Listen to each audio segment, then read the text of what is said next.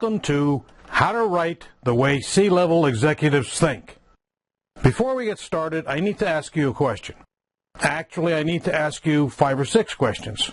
How many of you know people who will tell you a story, and then to make sure you've heard it, they will tell it to you again?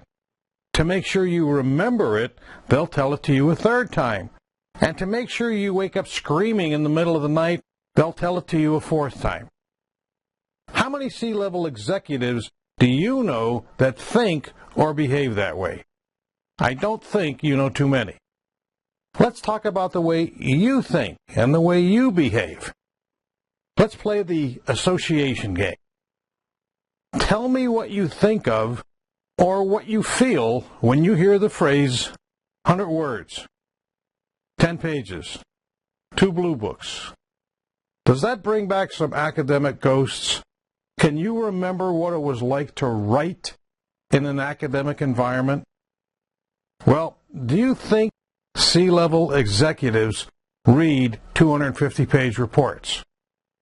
I don't think so. What do they read? Right. They read the executive summary. Now, why do they read the executive summary? Well, you have 3 reasons for that. First, they don't have time to read the entire report. Secondly, they think big picture, not minute details. And third, they have others who can and will read it to evaluate its merit, and then pass it on to the executive. Now, with the executive summary, the executives read the executive summary to decide if they will read it, and if they do read it, it means that executive summary was very, very powerful, and they will actually read the report. Or they will route it. They will read the executive summary, decide that it is within the scope of the company's business, and pass it along to accounting, or manufacturing, or engineering, or systems to see if it's something that would work in their environment. Or they would simply reject it, simply by reading the executive summary. Now, would they prefer to read a 2-page executive summary or a 1-pager? Stupid question, right?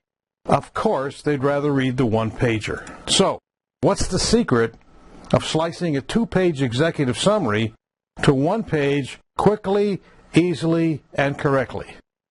Can you really do that without losing important content, solutions, or conclusions? Absolutely. So you want proof this can happen, huh? Of course. Let's try it. First, let's return to the first slide of this presentation and get inside the mind of that C-level executive. Before we get started, I need to ask you a question. Actually, I need to ask you 5 or 6 questions.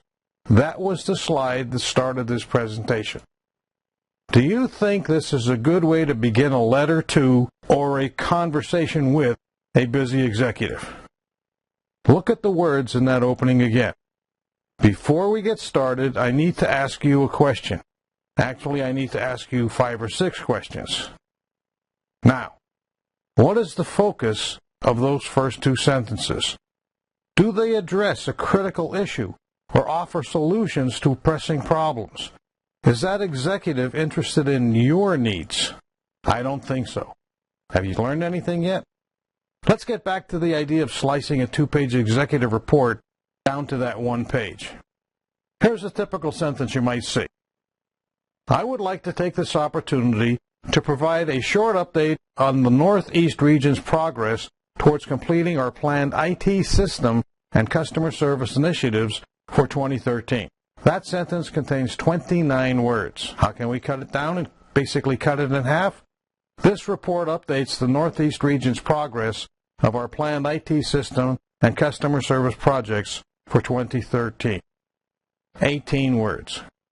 Yes, you can get from a 2-page executive report down to a 1-page. So, how do you get from 29 words down to 18 words quickly, easily, and correctly? Simply, you discover the amazing power editing system created by Al Borowski.